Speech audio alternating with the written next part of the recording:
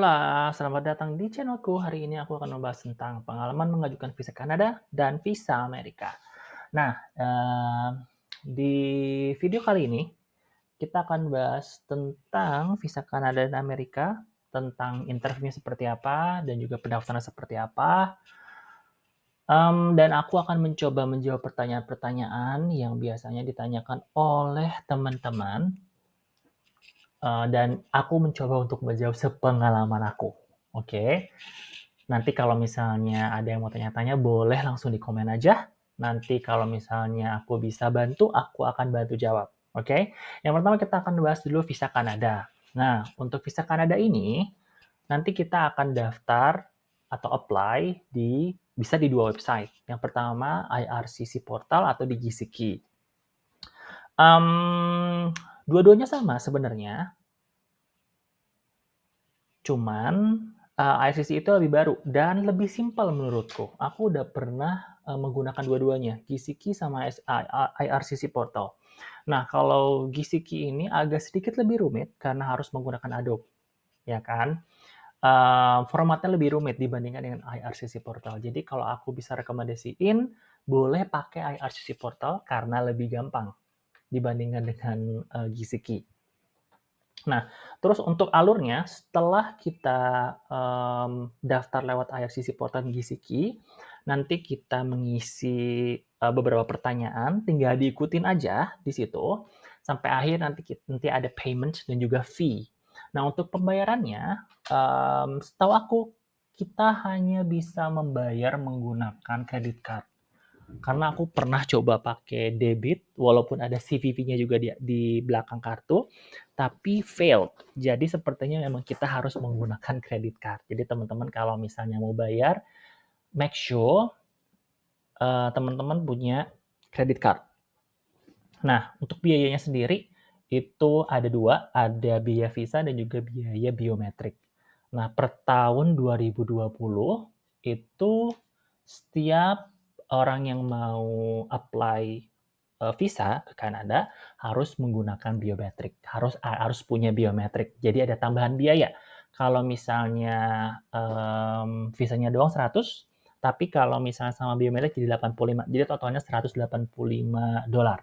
Atau mungkin dirupiahin sekarang itu aku kemarin bayar 2.200.000, sekitar 2.200.000-an. Oke, tapi balik lagi tergantung dari kursnya seperti apa ya. Cuman dulu waktu itu aku bayar 2.200.000. Nah, terus setelah itu nanti kita akan menunggu pemberitahuan. Jadi semuanya akan ada pemberitahuan yang akan masuk ke email kita. Jadi kayak biometrik, drop pasport, ada perubahan data atau dokumen yang dibutuhkan itu nanti akan ada di email, oke. Nah, terus udah gitu biasanya yang ditanya lagi adalah dokumen apa aja yang harus diupload. Nah, untuk data sendiri, data apa aja yang harus diupload itu tergantung dari kita ngisi formulirnya untuk IRCC Portal. Jadi apakah kita mau pakai visa misalnya kayak visa visitor atau visa menggunakan invitation letter. Nah, nanti di akhir akan ada dokumen yang harus diupload. Nah, kemarin aku pakai visa invitation dari temen. Nah, jadi ketika di akhirnya yang harus diupload itu adalah pasport, terus KTP, invitation letter-nya dari orang-orang di Kanada sana, dan yang terakhir itu yang additional information, aku masukin stamp-stamp atau visa-visa yang udah aku punya. Aku masukin semuanya di situ. Jadi intinya adalah ketika kita mau upload dokumen itu tergantung dari pengisian si datanya seperti apa, gitu. Jadi setiap orang akan beda-beda, gitu. Jadi tergantung jenis visanya sendiri. Nah, setelah itu, nanti kita akan ada pemberitahuan untuk biometrik. Nah, untuk biometrik ini sendiri, kita harus nge-booking dulu. Jadi kita setahu aku nggak bisa datang secara langsung, jadi harus nge-booking dulu di VFS. Nah, VFS ini ada 2, ada di Jakarta sama di Surabaya. Nah, nanti tinggal dipilih aja mau datang di mana. Nah, nanti aku sematin si, link-nya untuk nge-booking seperti apa. Nah, nanti untuk waktunya sudah tertera di situ. Jadi tinggal dipilih aja jam berapa, di hari apa, nanti sudah ada di situ. Oke, tinggal diklik, nanti tinggal datang di hari tersebut dan jam tersebut. Oke, itu untuk appointment-nya. Terus selanjutnya adalah biometrik. Nah, biometrik itu seperti apa sih? Biometrik itu nanti kita cuman difoto sama pengambilan sidik jari. Itu aja, that's all. Oke, jadi simple sekali untuk biometrik itu. Oke, nah, tadi udah, biometrik karena ada ini kan, ada pemberitahuan, ke email kita untuk melakukan biometrik. Nah, kalau misalnya visa kita keterima, kita akan disuruh untuk drop pasport, untuk ngasihin pasport ke VFS-nya. Nah, untuk, ngasihin paspornya ini, kita bisa datang kapan aja. Jadi nggak usah nge-booking, tinggal datang aja ke tempatnya, ke VFS-nya, dan nanti tinggal bilang, mau drop pasport, gitu. Nanti sudah itu, biasanya sama mas-masnya atau mbak-mbaknya ditanya, apakah mau diambil sendiri si paspornya atau, dikirim. Jadi ada 2 pilihan, mau diambil sendiri atau dikirim, jadi bebas. Tinggal, mau diambil sendiri atau dikirim. Kalau dikirim bayar. Kalau waktu itu aku, pengiriman ke Bandung itu kalau nggak salah 270-an, 250 sampai 270-an, sekitar segituan, oke. Udah gitu, untuk medical check up. Nah, untuk medical check up itu tidak dibutuhkan. Jadi sebenarnya gini, mmm, informasi-informasi yang dibutuhkan oleh Kanada nanti akan diberitakan atau diberitahukan ke email kita, apa yang dibutuhkan. Tapi untuk visitor sendiri, kita tidak membutuhkan, medical check up, oke. Terus untuk interview, ada interview atau enggak? Enggak ada interview untuk visa, gitu. Jadi balik lagi juga, seperti tadi aku ceritain, tergantung dari, data yang kita isi. Apa jenis visa apa, gitu. Jadi, misalnya kayak dulu, aku pernah apply visa student, itu ada interviewnya. Dan juga dokumen yang di-upload pun lebih banyak pada saat itu. Jadi balik lagi, beda-beda, oke? Terus setelah itu apalagi nih yang banyak ditanyain? Mmm, paling kebanyakan itu sih ya yang paling banyak ditanyain untuk visa Kanada. Nah, yang lebih menakjubkan adalah ini, visa Amerika. Jadi aku tuh pas mau ke Kanada harus melewati Amerika. Jadi aku harus, punya visa transit. Nah, aku mencoba untuk, apply visa transit atau visa C1, oke. Nah, untuk transit ini juga, harus, daftar lewat, mmm, apa namanya tuh, lewat kedutaan Amerika juga, nanti aku kasih juga link-nya, itu untuk immigrant dan non-immigrant. Pada saat itu pas aku, ngajuin C1 karena aku cuman transit, yang di-upload itu nggak terlalu banyak. Maksudnya, yang diminta atau yang kita isi itu nggak terlalu banyak seperti visa visitor. Aku belum tahu visa visitor seperti apa, tapi, mungkin kayaknya kurang lebih sama, tapi ada beberapa yang berbeda gitu. Tapi jadi kayaknya yang visa visitor lebih banyak ya pertanyaannya dibandingkan dengan visa transit. Terus pertanyaan yang banyak ditanyain tentang visa Amerika, yaitu receipt number. Nah, receipt number itu sebenarnya apa sih? Nah, receipt number itu adalah virtual account. Jadi nanti ketika kita ngisi, DS-106, itu nanti kita setelah mengisi, nanti kita akan masuk ke payment. Nah, di payment itu nanti kita dikasih virtual account, nanti kita akan, bayar, oke, kita bisa lewat, m-banking atau kita bisa langsung ke bank, yaitu bank, niaga, oke. Nah, nanti setelah proses pembayaran itu, nanti akan ada receipt di situ. receipt number. Nah, receipt number-nya itu kayak orang-orang pada bingung kan, kayak semacam, "Ini tuh apa sih receipt number itu sebenarnya?" Nah, receipt number itu adalah virtual account, nomor virtual account nanti dimasukkan ke receipt number-nya di situ, oke. Nah, berapa lama? Kemarin aku, mencoba di m-banking itu agak ribet, jadi aku langsung datang ke banknya. Kata tellernya, dia bilang bahwa receipt number bisa dimasukkan kalau misalnya kita sudah, apa namanya tuh, kita sudah, membayar.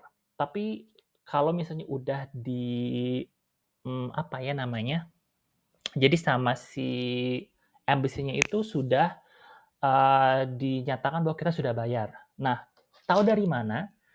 Tellernya bilang itu adalah plus 1 setelah jam 12. Jadi kalau misalnya kita bayar hari Senin, itu pembayaran itu akan bisa kita masukkan atau virtual account-nya bisa kita masukkan ke receipt number itu hari Selasa setelah jam 12.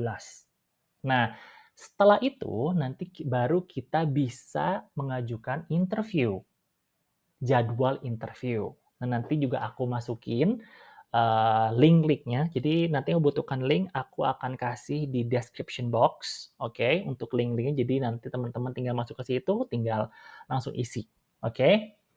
Jadi seperti itu ya teman-teman untuk receipt number dan untuk biayanya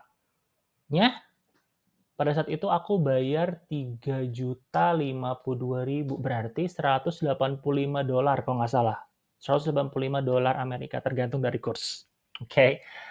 Oke, terus udah gitu ada yang nanya juga nih tentang National Identification Number, itu apa? Nah, National Identification Number itu adalah KTP, nomor KTP kita. Oke. Oke, kita masuk lagi ke selanjutnya adalah, oh iya, aku lupa, alur dari visanya. Nah, alur dari visanya itu adalah yang pertama tadi kita masuk, ke link DS106 ya? Benar, DS 106 untuk formulirnya, daftar di CEAC, dari situ kita bayar, udah gitu bayar, kita masuk ke penentuan interview, setelah penentuan interview, kita datang interview, setelah datang interview nanti kita akan diberitahukan langsung pada saat interview, kita lolos atau tidak, di-approve atau enggak. Nah, setelah itu kita menunggu sampai si visanya turun. Oke. Nah, terus ada lembaran tuh di interviewnya. Jadi lembaran interview di Amerika ini ada beberapa macam. Kalau nggak salah ada 5. Tapi yang jelas sih, mungkin yang jelasin aku 2 aja kali ya, yang warna putih sama warna merah. Warna merah itu nggak di-approve, yang putih itu di-approve. Oke. Dan setelah di-approve, waktu yang kita tunggu sebenarnya kalau dari penjelasan dari petugas sananya, yaitu 2 sampai 4 hari. Tapi, kasus aku pada saat itu, aku nunggu selama 3 minggu, jadi agak lebih lama. Nah, pas aku tanyain ke helpdesk, jadi ternyata 2 sampai 4 hari itu adalah yang paling cepat, tapi terkadang juga bisa lebih dari situ dan itu normal. Jadi tenang aja teman-teman. Jadi teman-teman jangan apa namanya tuh, jangan kaget karena itu hal yang biasa. Karena katanya ketika kita sudah di-approve ternyata masih ada apa namanya tuh, masih ada pemeriksaan administrasi. Jadi harus menunggu. Seperti kasus aku itu aku menunggu selama 3 minggu. Itu pun deg-degan karena takutnya adalah ketika pemeriksaan administrasi takutnya nggak keterima, walaupun di awal udah keterima. Karena sebenarnya kasusnya banyak sih, ada mereka-mereka yang ternyata setelah, di-approve, terus mereka, dapat email dan mereka harus, re-interview lagi. Ada kasus seperti itu juga. Jadi, kasusnya macam-macam ya teman-teman. Jadi ini sepengetahuan aku aja ya. Cuman ya itu dia, aku juga kemarin juga ketemu sama temen yang dapat visa Kanadanya lama juga, dia belum dapat si visa Kanadanya. udah beberapa lama juga. Nah, aku juga sama selama 3 minggu akhirnya aku dapat, email dari RPX. Jadi kalau misalnya nanti di awal ketika kita ngisi formulir, itu nanti ditanya, apakah kita mau ngambil sendiri atau dikirim? Untuk pengambilan dan pengiriman itu dari RPX. Nah, kalau diambil nanti kita akan datang ke RPX, nanti ada dokumen-dokumen yang harus dibawa untuk make sure bahwa itu adalah kita.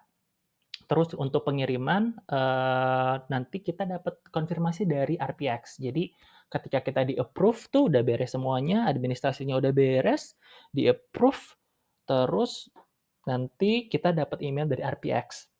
Dapat email dari RPX, bahwa visa kita sudah diambil dari kedutaan. Setelah itu dapat email lagi pemberitahuan tentang pembayaran. Terus dikirimnya kemana, nanti kita tinggal ngirim, nanti kita tinggal bayar dan juga kita, masukkan buktinya dan nanti RPX-nya ngeproses. Ngeproses, waktunya cuma sehari, 1 sampai 2 hari pengirimannya dan beres, gitu. Oke. Terus, untuk alur interview. Nah, untuk alur interview itu nanti kita akan masuk ke, kedutaan, itu akan ada 3 apa namanya tuh, kayak 3 cubicle atau 3 loket yang berbeda. Yang pertama adalah pemeriksaan administrasi, nanti akan ditanya make sure tentang paspor dan juga foto, dan fotonya make sure ya teman-teman harus, yang terbaru, kurang lebih 6 bulan. Oke, jadi, harus pas foto yang terbaru, oke, 5x5. Terus setelah itu nanti kita masuk ke biometrik, ada biometrik, ini nggak harus bayar kayak Kanada, karena udah included kayaknya. Nanti kita ada biometrik dan yang terakhir adalah interview. Nah, di interview ini aku mau cerita sedikit teman-teman, ada yang, takjub sebenarnya, aku takjub dan juga kaget. Karena pas pada saat itu aku ngambil visa transit, ya kan, C1. Tapi aku malah, dirubah sama si petugasnya jadi dapat visa visitor. Yeay! Jadi aku dapat visa B1 atau B2, padahal aku minta visanya C1. Nah, itu kenapa, aku juga kurang tahu kenapa, tapi yang pasti ketika nanti teman-teman interview, make sure teman-teman, apa namanya tuh, mempelajari formulir yang udah, teman-teman isi, oke? Karena nanti akan ditanya dari formulir tersebut. Jadi kayak data-data teman-teman, kayak pekerjaan, terus, ngapain mau ke Amerika, terus, aku ditanya juga tentang pendapatan berapa, ngapain ke Amerika, dan aku kemarin kan bilangnya kan karena balik lagi, karena aku kan bisa transit, makanya aku bilang aku nggak mau ke Amerika, tapi aku mau ke Kanada.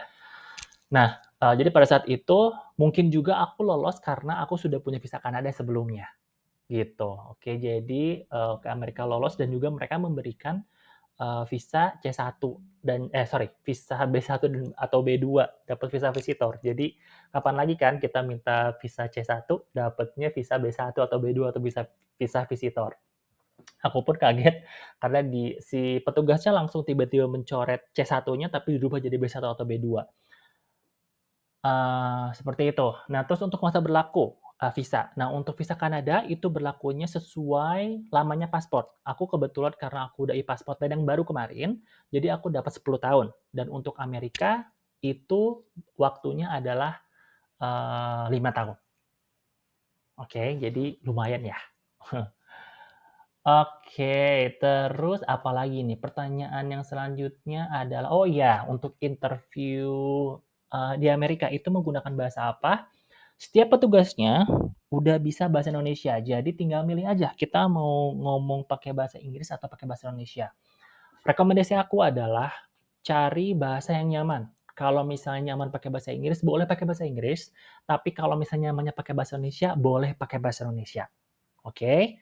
Terus udah gitu, kalau aku pada saat, mmm, daftar untuk visa Amerika, itu aku tidak ngasih tiket, tidak ngasih bank statement juga, sama di Kanada juga sama, aku juga tidak ngasih tiket, tidak ngasih bank statement juga. Tapi untuk di Amerika sendiri, aku cuman bawa aja, takutnya mereka nanya. Jadi untuk teman-teman kayak supporting document, itu bisa dibawa, kayak mungkin, apa namanya tuh, bank statement, oke, kayak tabungan dan segala macam, itu, bisa dibawa untuk supporting dokumen aja, takutnya ditanya di sana, oke. Apalagi? Mmm, terus mungkin itu aja kali ya teman-teman untuk pertanyaan-pertanyaan tentang visa Kanada dan visa Amerika. Tadinya aku mau ngejelasin juga tentang kayak aku, apply visa student di Kanada, tapi aku akan, jelasin visa student itu di next video, oke? Jadi untuk sekarang itu aja. Kalau misalnya teman-teman, again mau bertanya boleh tentang visa Kanada dan visa Amerika, nanti langsung di komen aja, nanti kalau misalnya aku ada waktu akan aku balas, oke? That's all, terima kasih, bye-bye.